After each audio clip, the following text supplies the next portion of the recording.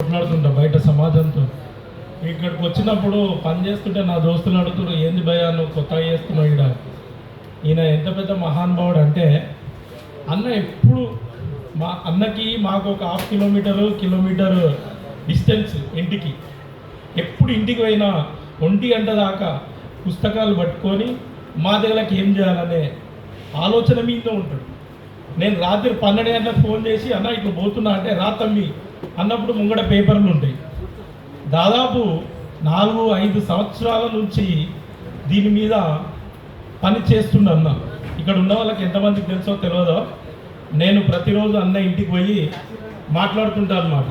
అన్న ఏం చేస్తున్నారు అన్న, నమస్తే చెప్పనీకి వచ్చినా అంటే, తమ్మి బుక్ మీద ఉన్నా. ఆయన కష్టం ఎంత విలువైందంటే, మేము ఎప్పుడన్నా పోయి అక్కడ మాట్లాడుతుంటే ఏదైనా చేస్తుంటే, ఏం తమ్మి మీరు రాజ్యంలో పోవాలి, రాజ్యం మన తమ్మి అని చెప్తుంటే మాకు అర్థం కాకపోవు ఫస్ట్, ఏం రాజ్యం అని. కానీ మనకు రాజ్యం ఉంది, మనదో సామ్రాజ్యము, మనకు జాంబవంతుడు ఉన్నాడని చాలా స్పష్టంగా మాకు కొన్ని సంవత్సరాల మోటివేషన్ అన్నది. ఎంత పెద్ద మోటివేషన్ అంటే, అన్న చెప్పేటప్పుడు అన్న కళ్ళల్లోకేని కాంతి కనిపిస్తుంటుంది మాదిగల పట్ల. నేను నిజంగా కూడా ఎవరి దగ్గర చూడలే. ఆయనే ఉద్యోగం చేస్తూ మంచి బిల్డింగ్ ఉంది, అన్న వాళ్ళ పిల్లలు కూడా నేషనల్ మంచి ఇంటర్నేషనల్ వరకు ఎదిగిరు కోచింగ్లల్లో. ఎవరికి ఏ ప్రాబ్లం లేదు, ఆర్థిక పరమైన ప్రాబ్లం అసలే లేదు. కానీ తిరుపతి అన్న ఏ రోజు కూడా నేను పుట్టిన జాతిని మరవద్దు, భవిష్యత్తు తరాలకి ఏదో ఒకటి ఖచ్చితంగా నేను చేయాలి తమ్మి అని ప్రతిరోజు తాపత్రయ పడుతూ ఈ పుస్తకాన్ని అక్షరము ఆయన నిజంగా కూడా ప్రాణం పెట్టి రాసిన అక్షరాలు ఇవన్నీ. ఈరోజు అంటే నేను వేరేలను తప్పు పడతలేను, కాకపోతే మాట్లాడాల్సిన టైం వచ్చింది కాబట్టి మాట్లాడుతున్నాను. అయితే మనం అంటాం, చాలామంది అనుకుంటుంటాం ఏమని, నేను జాతికి ఇంత పని చేసిన, జాతికి అంత పని చేసిన అని. అందరు సాక్రిఫైస్ ఉంది, కానీ చరిత్రలో నిలబెట్టిన వాళ్ళే గొప్పవాళ్ళు. చరిత్ర అంటే ఏంటి? చరిత్ర అంటే ఇది. మనము ఒక్కొక్కరు ఒక్కొక్కటి చెప్తుంటారు. నా చిన్నప్పటి నుంచి నేను నా 10th క్లాస్ వదిలేసి ఎంఆర్పిఎస్ మూవ్మెంట్లోకి వచ్చి దాదాపు చాలా కేసులు పెట్టుకొని, లోకల్ పెద్దలతో గొడవలు పెట్టుకొని చాలా ఇబ్బంది పడుతున్నా. ఇక్కడ ఉన్న సీనియర్లు అందరికీ తెలుసు. అయితే నేను ఎప్పుడో కన్ఫ్యూజన్ ఉంటుండే. ఒక మనిషిని కలిస్తే, ఒక ఉద్యమకారుడు కలిస్తే ఒక కాన్సెప్ట్ చెప్పేటోడు, అరే అమ్మ ఇదేం కాన్సెప్ట్ రా నాయన అని చెప్పి నేను పర్సన్ అవుతాడు. ఇంకో ఆయనను కలిస్తే ఇంకో కాన్సెప్ట్ చెప్పేటోడు, ఓరి అమ్మ ఇదేం కాన్సెప్ట్ రా నాయన. వీళ్ళు ఎవరు అంటే పెద్ద పేరున్న లీడర్. మళ్ళా అసలు ఏం కాన్సెప్ట్ అనేది కూడా అర్థం కాదు. నిజంగా కూడా మీరు తప్పు అయితే నాకు తిట్టురి, అవసరమైతే అంటే త్రూ అని ఉంచురి. జాతిని తప్పుతో పట్టించే దాంట్లో మన లీడర్లు చాలా స్పష్టంగా ఉన్నారు, ఓపెన్గా చెప్తున్నారు. ఒకరు వచ్చి లేదు మనకి ఇది కట్టిరు, మనకు అది కట్టిరు, ఎప్పుడు కట్టిరో నేను చూడలేదు, వాళ్ళు చూసి ఉండొచ్చు బహుశా. అయితే ఇంకో విషయం, ఇప్పుడు అన్న ఫోటో గురించి మాట్లాడుతున్నారు. వాస్తవంగా జాంబవంతుని ఫోటో ఏ విధంగా డిజైన్ చేసినా అంటే, నా సలహా ఒక తమ్ముడిగా, అన్న పెద్దన్నగా, నేను చాలా నా విషయంలో అన్న బాహుబలి ఓపెన్గా చెప్తున్నా. ఎవరు ఏమనుకున్న పర్లేదు, అన్న కోసం ఇక్కడ పనిచేయడం కాదు, అవసరమైతే ఎంత పెద్ద యుద్ధం అన్నా చేస్తా. నేను అంతా త్యాగం చేయడానికి సిద్ధంగా ఉన్న తిరుపతి అన్న కోసం. అయితే ఏంటి అంటే, మనము పురాణాలు చెక్ చేసుకుంటూ వస్తే జాంబవంతుని రూపం ఇదే. మనకు తెలుసు అంటే ఒక 2-3 జాతులకు మనోళ్ళకి తెలిసేమో, అరే జాంబవంతుడు అంటే ఈయన ఫోటో చూడడానికి గుర్తుపడతాం. మనం డిజైన్ చేంజ్ చేస్తాం అనుకో, ఆయన ఫేస్ చేంజ్ చేసి ఇంకో ఆయన పెట్టిన తెల్లగా ఉండేది, ఈయన ఎవరు రాని మనోడే అడుగుతారు రేపు పొద్దున. దానికి ఏం సమాధానం చెప్తారు వీళ్ళు ఉన్న పెద్దలంతా? ఇప్పుడు ఒక పెద్ద మనిషి ఇక్కడ ఉన్నాయని అన్నాడు, నేను ఏమో ఇన్నా, అరే ఎంట్రికెళ్ళి తీసేస్తే తెల్లగా ఉంటాడని. అరే నరసింహస్వామి రూపం మనందరికీ తెలుసు కదా, కాంట్రవర్సీ వద్దు. ఆయన రూపం ఎక్కడిది? విష్ణుమూర్తి రూపం ఉంటుంది ఒకటి, అది ఎక్కడిది? అంటే మనము మన రూపాలను తప్పు పట్టద్దు, మన చరిత్రని తీసుకుపోవాలి బయటికి, మన చరిత్రని బయటికి తీసుకోవాలి. మన గణపతి ఏ రూపం అంటే మనకు తెలియదా? మన మీద మనం కౌంటర్లు వేసుకోవడం ఏంటి? దరిద్రం ఇది. చరిత్ర ఎట్లుందో అట్లా తీసుకుపోయే దమ్ము ఎవరికైనా ఉందా? ఆయన పెద్దమంది చేస్తున్నాడు, దమ్ముంటే సహకరించండి, లేకపోతే దరిద్రంలకు మీరు వండి జాతిని నెట్టేయకూడదు. దయచేసి ఇంకో విషయం ఏంటంటే ఇక్కడికి వచ్చిన వాళ్ళంతా కొంతమంది అనుకుంటారు ఈ బుక్ ఏంది జాంబవంతుడు ఏంది, మళ్ళా మనోడు ముంతగట్టే దానికి తీసుకపోతుండా, ముడిలోకి అది కట్టే టైంకి ఏం మాట్లాడుతుంది. ఒక్కొక్కడు ఒక్కొక్క పేరు చెప్పి, అంటే ఇప్పుడు మనం వర్షంలో పోతుంటే గొడవ పెట్టుకుంటాం, ఎందుకంటే మనకు సర్ది కావద్దు జ్వరం కావద్దు అని. అరే ఒక దాన్ని పట్టుకొని ఎవడో ఎక్కడికో వెళ్ళిపోతుంది. మనం ఈయన ఉన్నామా? మనకు చరిత్ర లేదా? మనం దద్దమలమా? ఏంది ఇది? జాంబవంతుడు మనకు లేడా? చరిత్ర మనం చెప్పకపోతే పుస్తకాలు చదువుతున్నాం కదా, బ్రాహ్మిన్సే చెప్తున్నారు కదా, అవి నిజాలు కాదా? ఏంటి ఎవరు వస్తారు వక్రీకరించినారు. 250 ఎకరాలలో నార్త్లో జాంబవంతుని గృహం ఉందండి. ఎంతమందికి తెలుసు? చేయలేపండి. ఎంతమందికి తెలుసు? చేయలేపండి. అసలు ఎప్పుడైనా పోయి ఆలోచించిరా?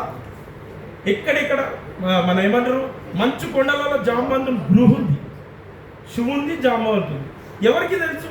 దీని మీద రీసెర్చ్ ఒక్కరు 5 నిమిషాలు చేసే ప్రయత్నం అనే చేసిరా?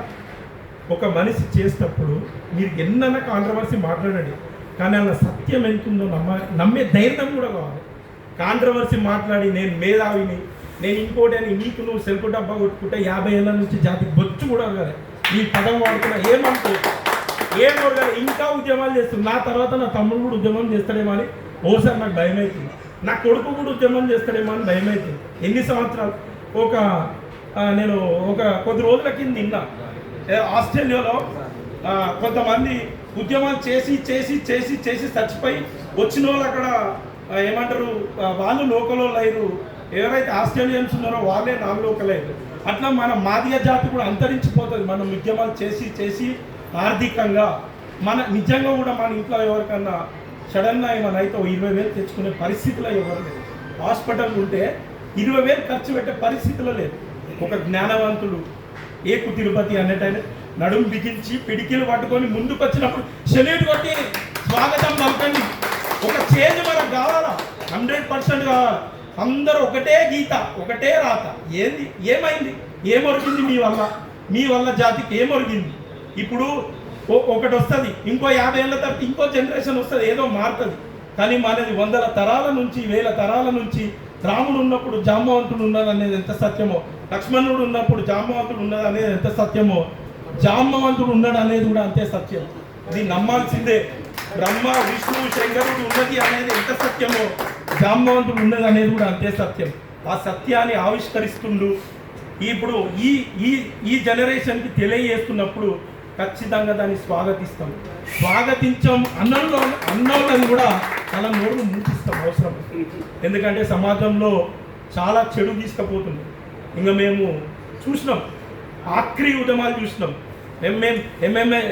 ఇక్కడ ఉన్న కూడా చేసారు, నేను వాళ్ళని కించపరుస్తలేదు. అయితే అన్నా ప్లీజ్, అయితే అన్న తప్పుగా ఏం నేను ఎవరి గురించి ఎవరి పేరు తీసుకొని మాట్లాడతలేము. సత్యం తీసుకపోయే ప్రయత్నం చేసినప్పుడు డైజెస్ట్ చేసుకోవాలి. డైజెస్ట్ చేసుకోకపోతే అది మీ కర్మ, నేనేం చేయలేదు. నేను మీర కాకుండా వేరే దగ్గర కూడా పైకి వస్తుంది. అయితే మనము ఎప్పుడైనా సత్యం కోసం పాటుపడదాం, వాస్తవాలు మాట్లాడదాం. వాస్తవాలు మాట్లాడే దగ్గర ముందుందాం.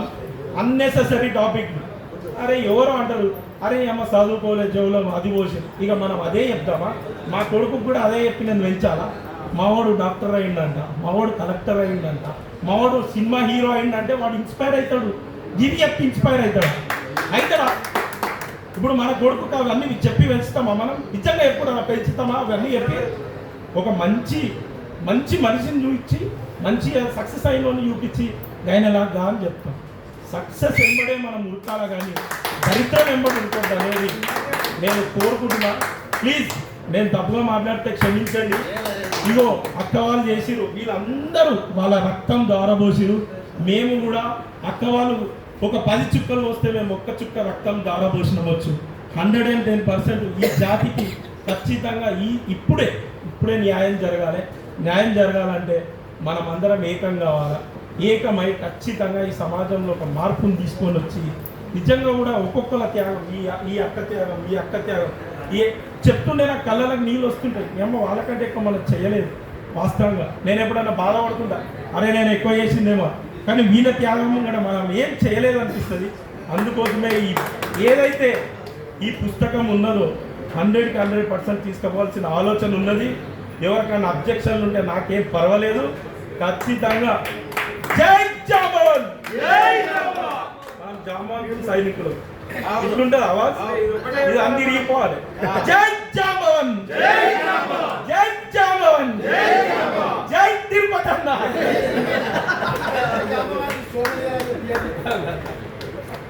థ్యాంక్ యూ తమ్ముడా. అప్పుడు రాత్రి మా వాళ్ళు కూడా ఎప్పుడు పిలిస్తే అప్పుడు వచ్చి అన్న నువ్వైతేనే జాంబవన్ చరిత్ర రాస్తావన్నా అని చెప్పి నన్ను బాగా ఎంకరేజ్ చేస్తుండేవాడు. చాలా సందర్భాల్లో తమ్ముడితోటి జాంబవన్ గురించి మాట్లాడినప్పుడు నా దగ్గరికి వచ్చి 11-12 గంటలు కూడా ఫోన్ చేసేస్తాడు. అన్న ఏం రాసినావు, ఇది రేపు ఏంటిది, జరగబోయేది ఏంటిది, అసలు బుక్ వస్తుందా, నువ్వు రాస్తున్నావా లేదా అని చాలాసార్లు నన్ను మోటివేషన్ ఎంకరేజ్ చేసిన దానిలో తమ్ముడు పెద్ద తమ్ముడుగా నాకు తోడుగా ఉన్నాడని నేను వస్తున్నాను. థ్యాంక్ యూ చెప్తున్నాను. ఇప్పుడు ముత్యాలరావణ గారు నల్గొండ జిల్లా నుంచి వచ్చారు. వారిని ఒక్క నిమిషం మాట్లాడాలని కోరుతున్నాను. దయచేసి కూర్చోండి. పెద్దలు మనకు అనేక అంశాలను చెప్తుంటారు.